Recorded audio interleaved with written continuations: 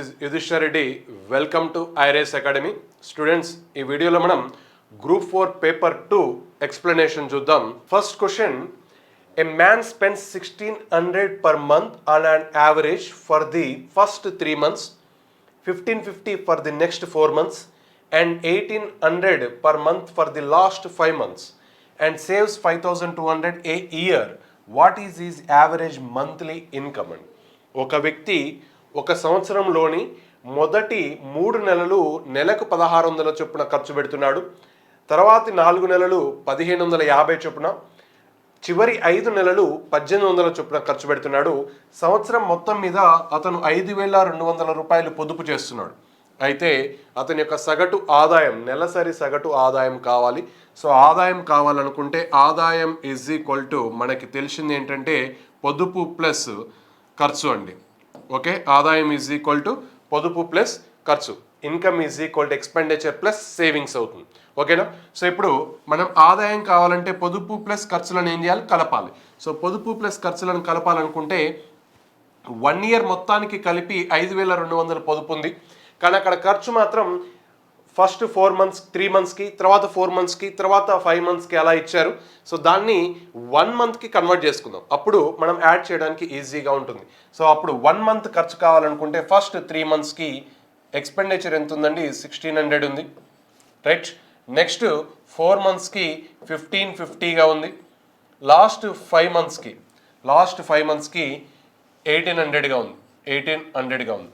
So ఇక్కడ average కావాలి, మనకి యావరేజ్ కావాలి కాబట్టి డీవియేషన్ మెథడ్లో చేస్తున్నాను నేను, వెయిటెడ్ యావరేజ్. సో ఇక్కడ టోటల్ 1600 మిడిల్ పాయింట్ ఉంది కాబట్టి 1600 యావరేజ్ అనుకుంటున్నాను నేను. ఓకే, అజ్యూమ్డ్ యావరేజ్ అండి, రైట్. సో ఎగ్జాక్ట్ యావరేజ్ కాదు, అది సగటు అనేది 1600 అజంప్షన్ చేసుకుంటున్నాం మనం.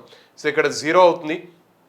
1550 1600 అంటే 50 లెస్ ఉంది, -50 ఎన్ని మంత్స్కి అండి? 4 మంత్స్కి, ప్లస్ 1600 1800 అంటే 200 డిఫరెన్స్ ఉంది. 200 ఎన్ని మంత్స్ అవుతుందండి? 5 మంత్స్కి. ఓకే, 200 5 మంత్స్కి. టోటల్ ఎంత అవుతుంది? ఇక్కడ -50 ఇంటూ 4 అంటే -200 ప్లస్ ఇక్కడ వచ్చేసి 1000 టోటల్ ఎంత వస్తుంది మనకి? +800 వస్తుంది. ఓకే, సో ఇది ఎన్ని మంత్స్కి? మొత్తం 12 మంత్స్కి. ఆల్రెడీ 1600 ఉంది, అది కాకుండా ఎక్స్ట్రా ఎంత వస్తుంది? 800 వస్తుంది. మనకి మొత్తం 12 నెలలకు కలిపి 800 వస్తే నెలకి కావాలనుకుంటే బై 12. ఇదేంటి? సగటు ఖర్చు ప్లస్ మనకు ఆదాయం కావాలనుకుంటే పొదుపు కావాలి కదా, పొదుపు 5200 బై 1200 5200 బై 12. ఇది మంత్లీ ఏదైతే సేవ్ చేస్తున్నామో ఆ సేవింగ్స్, ఇది వచ్చేసి మంత్లీ ఎక్స్పెండిచర్ అవుతుంది. సో 800 ప్లస్ 5200 అంటే 6000 అవుతుంది. 6000 బై 1200 అంటే మనకి 500 వస్తుంది. ఓకే, సో 500 ప్లస్ 1600 ప్లస్ 500 అంటే 2100 అవుతుంది. సో ఆన్సర్ వచ్చేసి 2100, బి ఆప్షన్ అవుతుందండి. అంటే నెలసరి సగటు ఖర్చు ఆదాయం ఎంత వస్తుంది మనకి? 2100 వస్తుంది. ఈ పాయింట్ వరకు ఉన్నది అబ్జర్వ్ చేయండి. ఇది నెలసరి ఖర్చు, ఓకే, ఎక్స్పెండిచర్ అండి. ఇది మంత్లీ సేవింగ్స్, పొదుపు. సో పొదుపు ప్లస్ ఖర్చు ఈజ్ ఈక్వల్ టు ఎంత అవుతుంది? ఆదాయం అవుతుంది. Next question, the batting average of a batsmen for 20 innings is 35 and the difference between the runs of best innings and worst innings is 50. If these 2 innings are not included, the average becomes 32 for 18 innings. The best score of the batsman is అన్నాడండి. ఒక batsmen యొక్క 20 ఇన్నింగ్స్ల యొక్క సగటు 35 ఉంది. అతని యొక్క best score మరియు worst score రెండింటి మధ్య భేదం వచ్చేసి 50గా ఉంది, రైట్. సో 20 ఇన్నింగ్స్ల యొక్క సగటు ఎంత? 35. ఈ 2 ఇన్నింగ్స్లను పరిగణలోకి తీసుకోకపోతే 18 ఇన్నింగ్స్ల యొక్క సగటు ఎంత అవుతుందంటే 32 అవుతుందంటండి, 32 అవుతుంది. సో అంటే 2 ఇన్నింగ్స్ ఎక్స్క్లూడ్ చేస్తే యావరేజ్ ఎంత డిక్రీజ్ అయింది? 3 runs డిక్రీజ్ అయింది. యావరేజ్ ఎంత డిక్రీజ్ అయిందండి? 3 runs డిక్రీజ్ అయింది. అదే 18 ఇన్నింగ్స్కి ఎంత అవుతుంది? సో 2 3 అయితే 18 ఎంత అవుతుంది? ఇంటూ 9 27 అవుతుంది. ఇక్కడ 27 డిక్రీజ్ అయిందంటే అక్కడ ఏమవుతుంది? 27 ఎక్స్ట్రా ఉండాలి.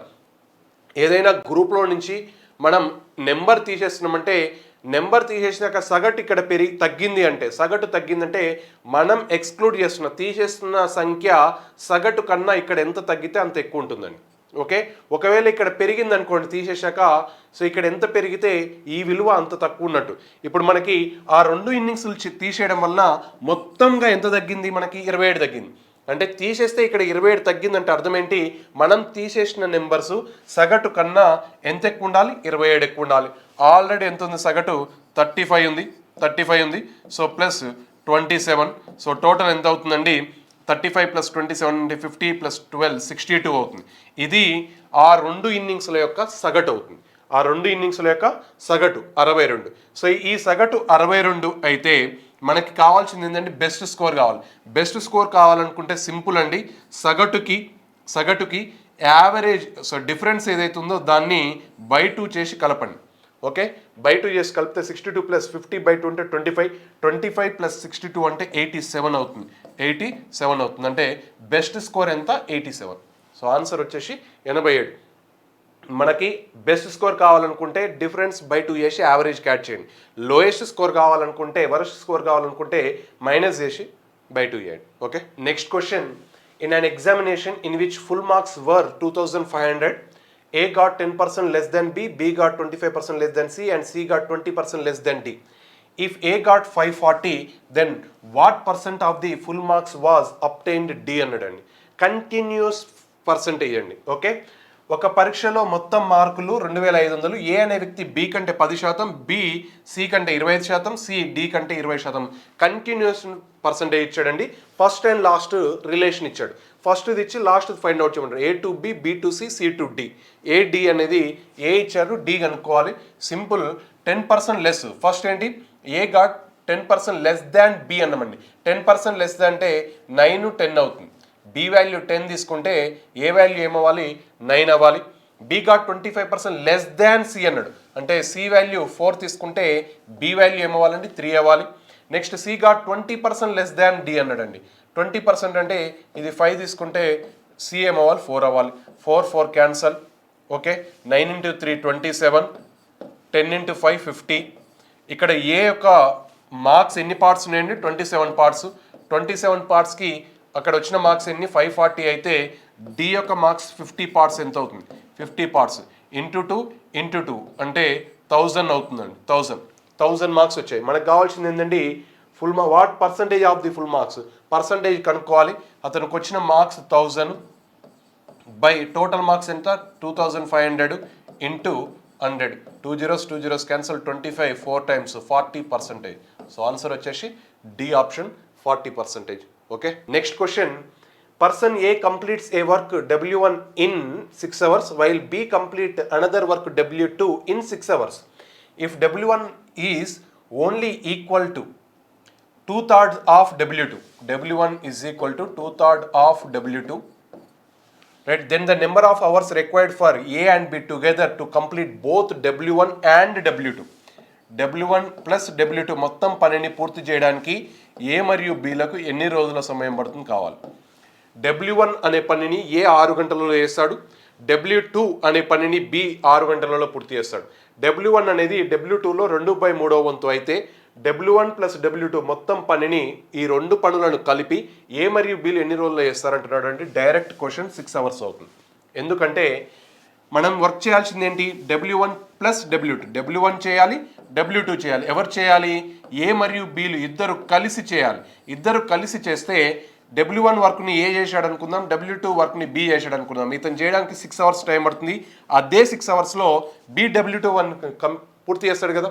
ఇద్దరు కలిసి 2 పనులను పూర్తి చేయాలి. సో ఆ 2 పనులు చేయడానికి ఎంత టైం పడుతుంది, 6 hours టైం పడుతుంది. ఓకే, ఏకి 6 hours, బీకి 6 hours. ఎట్ ఏ టైం చేస్తున్నారు కాబట్టి ఒకే 6 hoursలో ఇద్దరు కలిసి మొత్తం పనిని పూర్తి చేస్తారు. Next question. A, B and C are partners in a firm sharing profit in the ratio of 5:6:7. If set aside 10% of the profit as emergency fund and shared the rest of the profit, then B gets his share of profit as 1,68,600. The amount of profit set aside for emergency fund is అన్నాడండి. Okay, మొత్తం ఏ మరియు B మరియు సిలకు వచ్చే లాభాల నిష్పత్తి, ఒక వ్యాపారంలో A B మరియు సిల యొక్క లాభాల నిష్పత్తి 5:6:7. అయితే మొత్తం లాభంలో 10% లాభాన్ని ఏం చేస్తున్నారు, అత్యవసర నిధిగా పక్కకు పెట్టి మిగిలిన లాభాన్ని వారి వాటాల నిష్పత్తిలో విభజించుకుంటున్నారు. అలా విభజించుకుంటే బి యొక్క వాటా ఎంత వచ్చిందంట, 1,68,600 వస్తే ఆ 10% ఏదైతే పక్కకు పెట్టారో ఆ 10% అమౌంట్ ఎంత అని అడుగుతున్నాడండి. ఓకే, 10% తీసేస్తే ఎంత ఉంటుందండి, 90% ఉంటుంది. ఓకే, ఈ 90%లో బి వచ్చే షేర్ ఎంత, 6 పార్ట్స్. టోటల్ ఎన్ని పార్ట్స్ అండి, 5 + 6 11, 11 + 7 ఎంత, 18. ఓకే, 90%లో 6/18 వస్తుంది. ఆ 18 = ఎంత ఇచ్చా మనం, 1,68,600 ఇస్తే మనకు కావాల్సింది ఎంత, 10% ఎంత, 10% ఎంత. ఓకే, డైరెక్ట్ క్లాస్ మల్టిప్లై చేస్తే అయిపోతుంది. 1,68,600 ఇంటూ 10% ఎలా క్యాన్సిల్ అవుతుంది బై 18, 1 time 18, 5 times 5 × 6 ఎంత అండి, 30. So 0 0 cancel. So 3 5 times 15.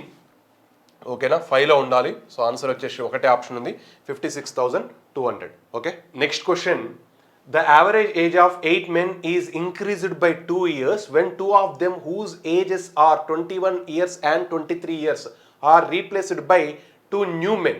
The average age of the 2 new men is అన్నాడు. 8 మంది యొక్క సగటు 2 సంవత్సరాలు పెరిగింది. ఎప్పుడు, 21 సంవత్సరాలు మరియు 23 సంవత్సరాలు ఉన్న ఇద్దరి బదులు వేరొక ఇద్దరిని కలపడం వలన, వీళ్ళిద్దరిని మైనస్ చేసి ఇంకొక ఇద్దరిని యాడ్ చేస్తున్నామండి. కలపడం వలన యావరేజ్ అనేది 2 years ఇంక్రీజ్ అయిందంట. అయితే కొత్తగా చేరిన వారి యొక్క సగటు వయసు కావాలి. సింపుల్ అండి, మనకి ఇక్కడ చేంజ్ ఎందుకు వచ్చిందో అబ్జర్వ్ చేయాలి. మనం తీసేస్తున్నది కలుపుతున్న దాని మధ్య డిఫరెన్సే ఎక్కడ వచ్చే యావరేజ్ డిఫరెన్స్ అవుతుంది.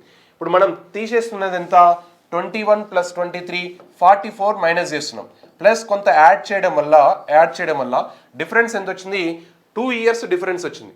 ఒక్కొక్కరికి 2 years డిఫరెన్స్ వచ్చిందంటే 8 మెంబర్స్కి ఎంత డిఫరెన్స్ వస్తుంది, 16 డిఫరెన్స్ వస్తుంది.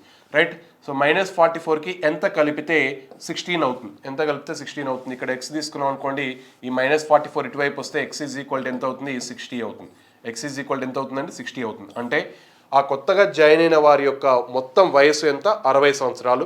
మనకు సగటు కావాలంటే 30 సంవత్సరాలు అవుతుంది. ఓకే, సో ఎప్పుడైనా సరే రీప్లేస్ కాన్సెప్ట్ వస్తే, అంటే ఒకరి బదులు ఇంకొకరు వస్తున్నారు అని అనుకుంటే ఆ ఇద్దరి వయసుల మధ్య భేదమే సగటులో వచ్చే భేదం అవుతుందండి. ఓకే, వీళ్ళిద్దరి మధ్య వచ్చే భేదం. సో ఇద్దరు 44 బయటకు వెళ్ళిపోతుంది, ఇంకొక సమ్ ఎక్స్ జాయిన్ అవుతుంది.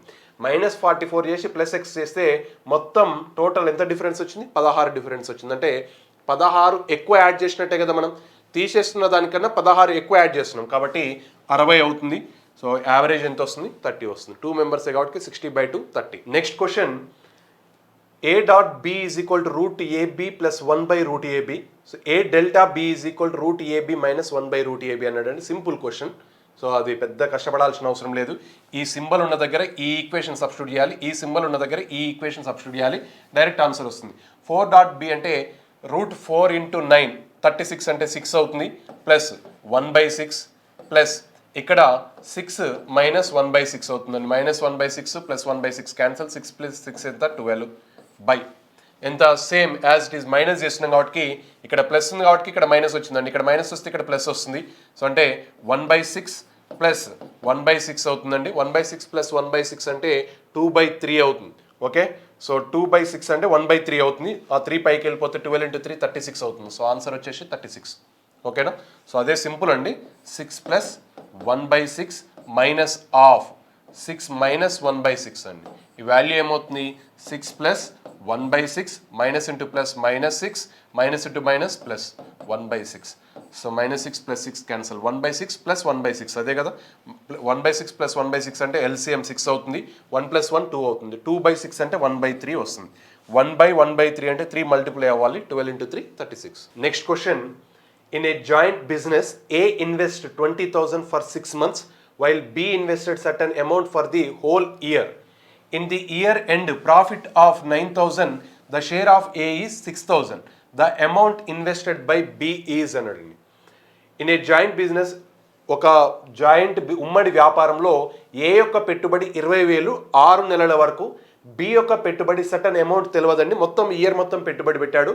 అయితే 1 సంవత్సరం తర్వాత మొత్తం లాభం 9,000లో ఏ యొక్క లాభం 6,000 అన్నాడండి. అయితే ఇన్వెస్ట్మెంట్ బి యొక్క పెట్టుబడి కావాలి, ఏ యొక్క పెట్టుబడి 20,000 పెట్టుబడి ఇంటూ కాలం 6 మంత్స్, బి పెట్టుబడి ఎక్స్ అనుకుంటే X into 12 months is equal to profit ratio ఎంత 6,000 9,000 అంటే 2:3 అంటే 2:1 అవుతుందండి. ఏ యొక్క లాభం 6,000 ఉంది, అప్పుడు బి యొక్క లాభం ఎంత 3,000. సో అంటే ఎంత అవుతుందండి 2:1 అవుతుంది. 2:1. సో 6 1 టైమ్ 6 2 టైమ్స్ అండి, 2 1 time 2 10,000. So 10,000 by X is equal to 2/1. So 2 1 time 2 5 right 5 times అంటే 5,000 అవుతుంది. సో ఆన్సర్ వచ్చేసి బి యొక్క పెట్టుబడి ఎంత 5,000. Next question, pipes A and B can fill a tank in 9 minutes and 12 minutes respectively. A is opened and after some time B is opened. After that the tank is full in 4 minutes. The time difference between the opening of A and B అన్నాడని. పైపులు ఏ మరియు బిలు ఒక ట్యాంక్ని 9 నిమిషాలు మరియు 12 నిమిషాలలో నింపగలవండి. ఏని open చేసిన కొంత సమయం తర్వాత బిని కూడా ఓపెన్ చేశాం. After that the tank is full in 4 minutes. ఆ తర్వాత 4 నిమిషాలలో ట్యాంక్ నిండింది అంటున్నాడండి. ఫస్ట్ ఏ ఫిల్ చేసేది 9 minutes, బి ఫిల్ చేసేది 12 minutes. ఎల్సిఎం వచ్చేసి ఎల్సిఎం 36 అవుతుంది. 36 9 4 టైమ్స్ 12 3 టైమ్స్ అవుతుంది. ఓకే, సో ఏని కొంత సమయం ఓపెన్ చేశాం, ఎంత సమయమో తెలియదు, ఎక్స్ మినిట్స్ అనుకుంటే. ఆ తర్వాత బిని ఓపెన్ చేస్తే ఏ ప్లస్ బి ఇద్దరు కలిపి 2 పైపులు కలిపి ఎంత టైంలో ఫిల్ చేసాయి 4 minutes. ఇది 2 కలిస్తే 1 నిమిషానికి ఎన్ని యూనిట్స్ అవుతాయి 4 + 3 7 యూనిట్స్ అవుతాయి. ఓకే, 2 పైపులు కలిపి 4 నిమిషాలలో ట్యాంక్ నింపే. ఆ 4 నిమిషాలలో ఎన్ని యూనిట్స్ని నింపగలవు 4 × 7 28 యూనిట్స్ నింపగలవు.